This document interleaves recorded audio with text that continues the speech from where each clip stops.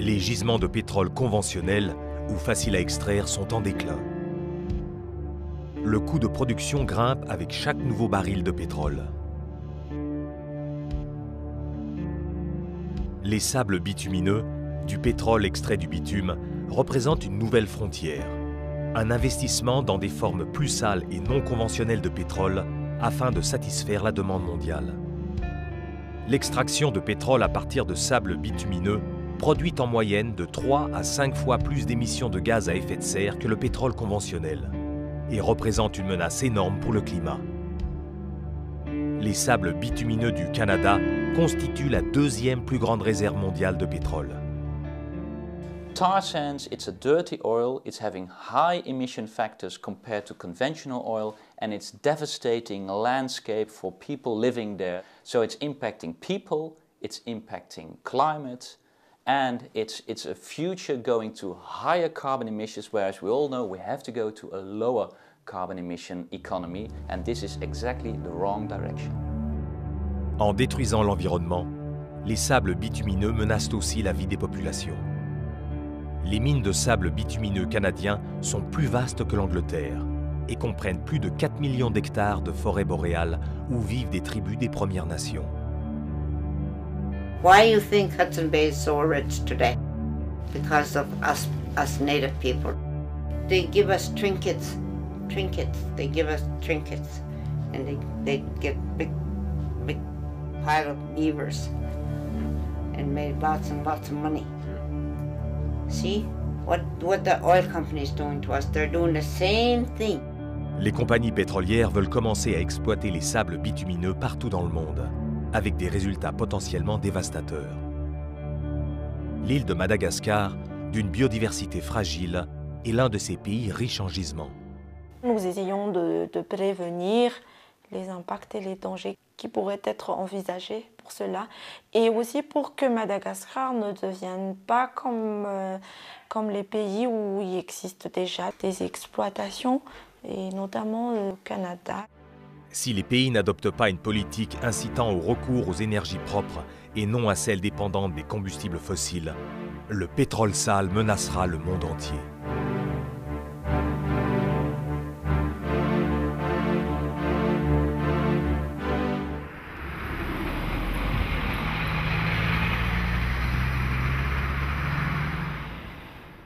Be aware that almost half of all the investments of the entire Shell company are now going into tar sands in Canada.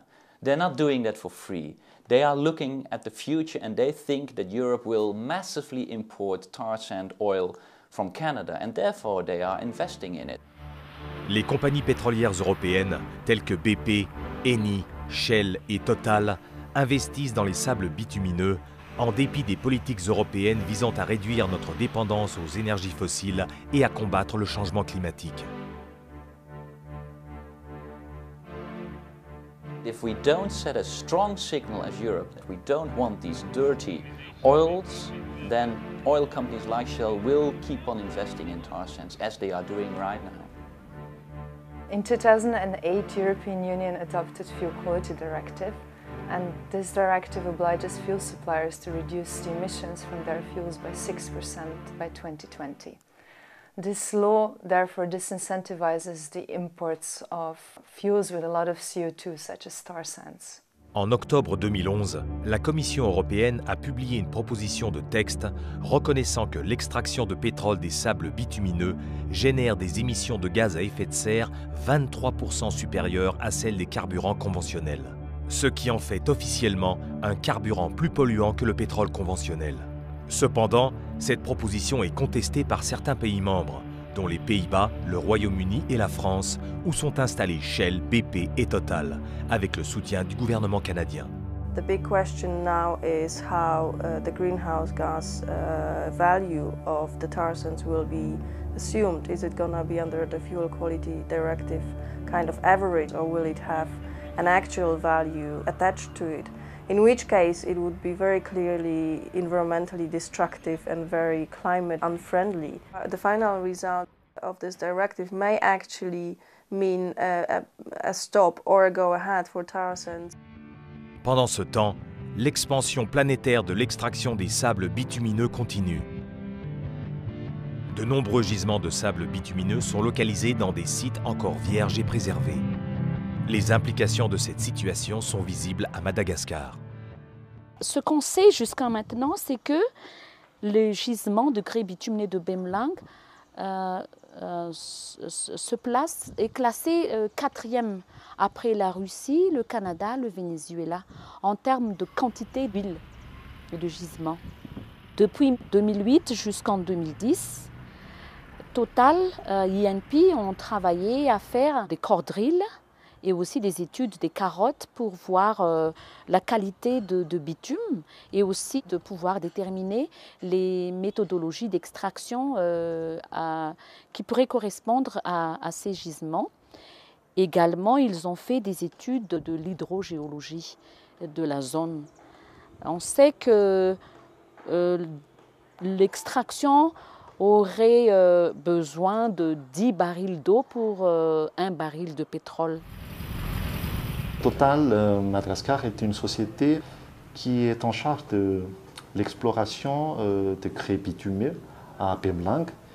Il y a un contrat de partage de production entre l'État malgache et la société Total. Selon les termes de son contrat avec l'État malgache, Total doit protéger l'environnement et investir pour le développement des communautés locales.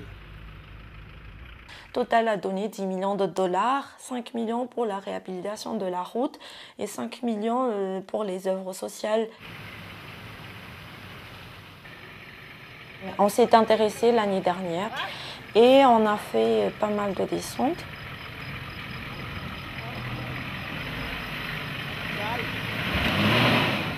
Il y a moins de 300 km entre la capitale et Morafenbe, la communauté au centre des opérations de Total.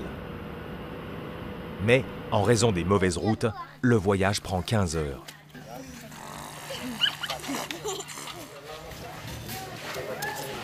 On a eu des meetings avec la population locale.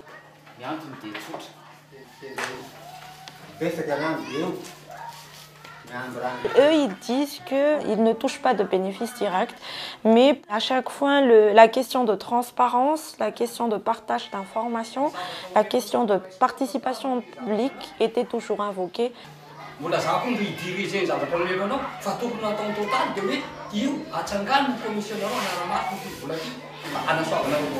Comme dans tout pays africain, les gens espèrent un développement réel.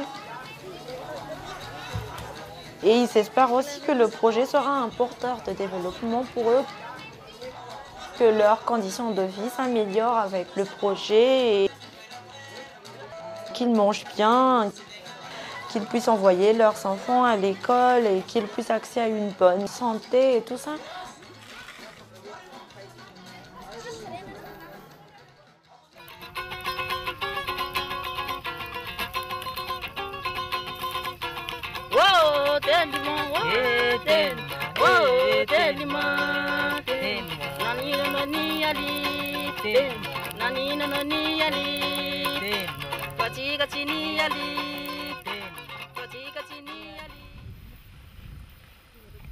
L'exploitation des sables bitumineux nécessite d'énormes volumes d'eau.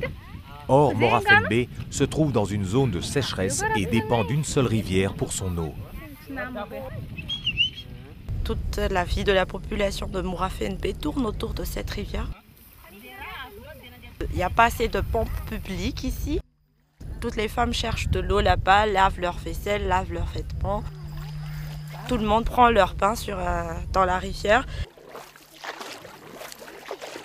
Leur souci en fait, c'est que si Total en fait entamera l'exploitation des grès bitumineux de Bemlang, la rivière risque d'être utilisée, puisque à Bemlang, il n'y a pas une grande rivière comme ça.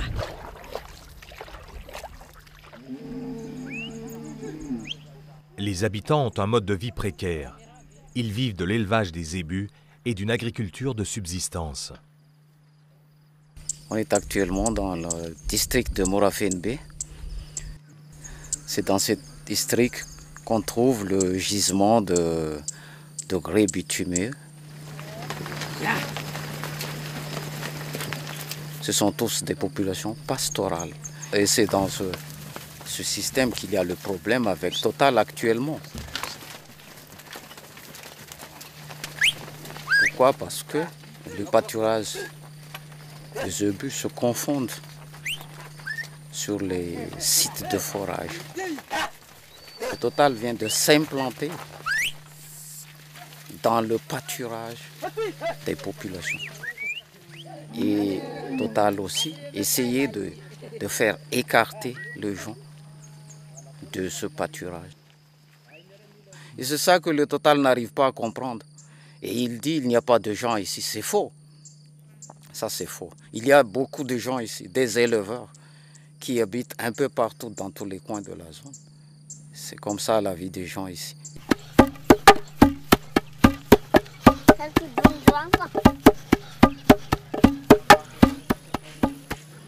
Rien ne prouve que Total ait l'intention d'améliorer la vie des habitants de la région.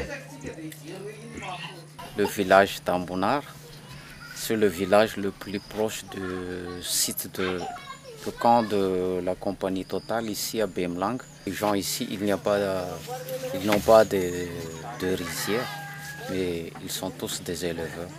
Donc, ils souffrent beaucoup du problème de la nourriture. Et actuellement, donc, c'est la période la plus dure dans la saison. Et c'est pourquoi on ne voit pas beaucoup de monde ici, parce que les gens se vont dans la nature pour chercher de quoi manger pour la famille. Cette pression sur la nature, ici, c'est une pression qui sont déjà là avant l'arrivée de Total. Donc, l'arrivée de Total aussi, il limite l'espace où les gens vivent, de 1 et de 2, et ils détruisent aussi pour son usage les plantes. Total a conçu ce bâtiment, je pense, pour les étrangers qui vont venir ici. Ça c'est conçu pour un gîte d'étape et non pas pour les besoins du village. Il y a beaucoup d'enfants ici, mais il n'y a pas d'école. C'est ça le besoin des gens ici. Il y a Total et il vient ici pour parler avec les gens et non pas impliquer les gens dans la décision qu'il a prise. Il vient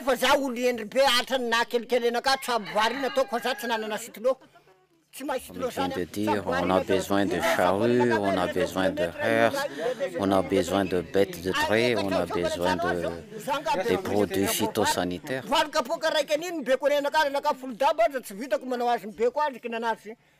Et Total accepte ces suggestions et jusqu'à maintenant, Total n'arrive à répondre à ses besoins. Pour exporter les sables bitumineux de Madagascar, Total devrait construire un oléoduc jusqu'au port le plus proche.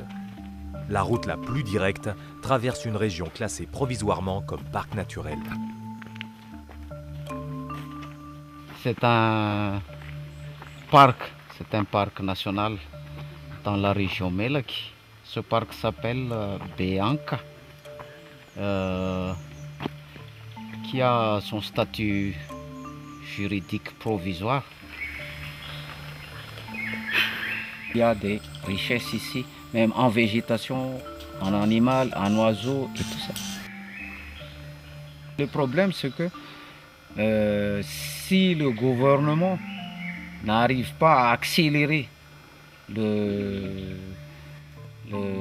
l'octroi du statut définitif de ce parc, c'est pas facile pour les régions et la population ici de stopper Total de pénétrer dans le parc. Les recherches scientifiques commencent actuellement. Faire les inventaires des insectes, des oiseaux, même les plantes. La dernière fois, les chercheurs m'ont dit qu'ils trouvent 6 espèces de café ici dans la forêt. C'est vous qui êtes les premières victimes s'il y a dénaturation de ce parc. Vous devrez nous aider à faire des plaidoiries et des lobbying auprès des grandes compagnies internationales pour négocier sur ce point, parce que c'est un site très très fragile. Si on va exploiter ce gisement, il y aura certainement des pollutions énormes. Et déjà, on n'a même pas de moyens de contrôler la qualité des eaux, par exemple. Quels que soient les résultats que Total va donner, ou n'importe quelle compagnie qui va exploiter ce gisement, l'administration n'aura pas les moyens de vérifier s'ils ont dit « ouais, il y a tel ppm d'hydrocarbures aromatiques ». Comment va-t-on vérifier ça? Parce que par exemple au Canada, je pense et je suis sûre que l'administration a les moyens, ou même les sociétés civiles ont les moyens de vérifier, de contrôler la qualité des eaux. Afin de découvrir comment les Canadiens font face aux problèmes causés par les sables bitumineux, Holly visite le centre de l'exploitation de ces hydrocarbures, la province canadienne de l'Alberta.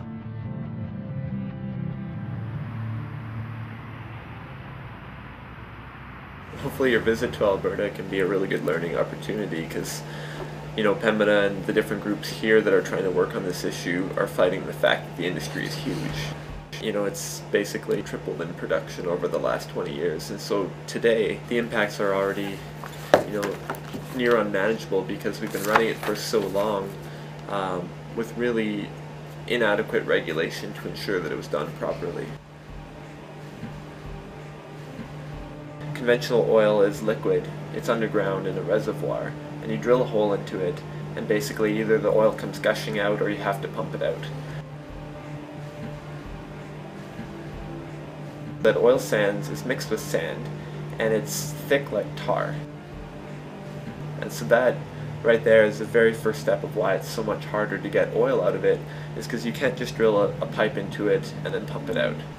Someone before they get into oil sands extraction can look at Alberta and to see, you know, is this something that we really want to do in our country, and know beforehand what the impacts are, so that you can make a proper and informed decision before it actually becomes into a very, very large scale operation.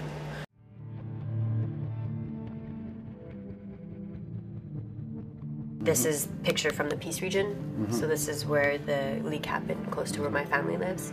So this is on the ground, and this is what it looks like from the air, like all of that. And that's the little people in the hazmat suits. So it just totally took over the area. What happened was that the eruption, and this is what... Mélina Laboucan-Massimo, militante de Greenpeace, appartient à la Première Nation Cree. Sa famille vit dans la région des sables bitumineux. This is a tailing pond that we are standing in front of. It looks kind of like a lake from afar, but as you get close, you can see that it's actually toxic sludge. There's a whole host of toxic chemicals that are the byproduct of the extraction process. So it's arsenic, cyanide, mercury, lead, polyaromatic hydrocarbons, nymphenic acids. So there's a lot of issues with these tailing ponds because they're toxic sludge, and so they're just sitting on the landscape and leaching into the watershed. Une des communautés les plus touchées est celle des Cris, dans la ville de Fort McKay, située sur les rives de l'Athabasca, au cœur des opérations d'extraction des sables bitumineux. We can't even fish anymore, and we can't even drink water from the river. We were here before these oil industry people here in Fort McKay. We lived here for years, thousands of years, I guess, my ancestors, you know. We weren't even aware of what was going on. They just did whatever they want to do without asking First Nation people. We get crumbs, you might as well say pennies. They give a little bit of money to the school, daycare, I think. Why do you think Hudson Bay is so rich today? Because of us Native people, right? They give us trinkets. They give us trinkets, and they get big pile of beavers, and made lots and lots of money. See what the oil company is doing to us? They're doing the same thing, same thing.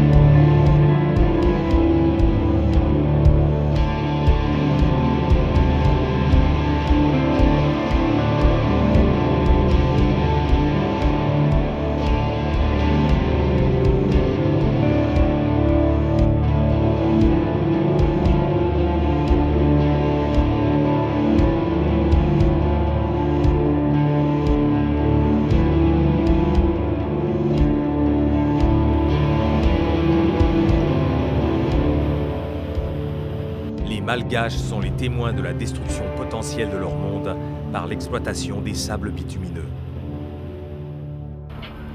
Cependant, si l'Union européenne parvenait à réglementer les émissions des sables bitumineux, elle réussirait à créer un précédent qui limiterait l'expansion mondiale du pétrole sale. Right now, there's only about 9 companies operating right now, if that. Yeah. But there's 22 more coming in, you know, and they're coming in from all over the world. Everybody wants a piece of this tar sands, you know, so everybody wants a piece of, might as well say, our lives as well too, because we're gonna lose not only our traditional territory, but we're going to lose who we are as indigenous people. Yeah, Canada is not the only place in the world where tar sand is mined or where there are plants. There are many countries in Africa also, and I think that if there are problems in Canada, then the problems in African countries might be much worse. If it is developed, it is the problems are more big than Canada. Yeah. I think. Yeah. And we need your support to stop it. Yeah. We have a legislation which sets a target to reduce the carbon footprint of transport fuel, and then we would treat with sealed gloves some of the most carbon intensive fuel sources. Then we would not be honest with our own policy.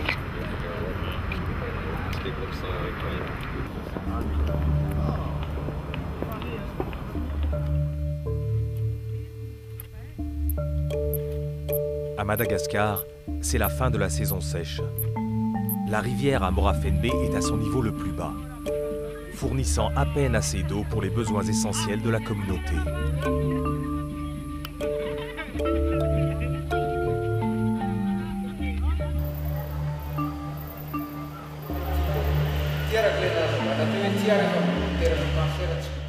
Holly et Jean-Pierre sont revenus pour montrer à la communauté l'impact des sables bitumineux au Canada et pour discuter des conséquences si Total ou d'autres compagnies entreprenaient l'extraction de ces sables à Madagascar.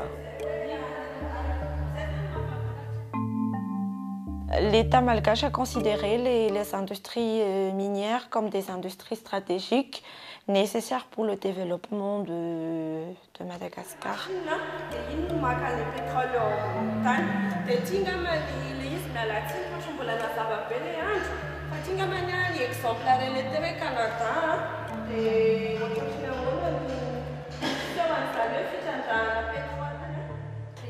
Nous commençons à mettre en place des structures, nous commençons à avoir des informations, des preuves, et parce que nous savons très bien que cela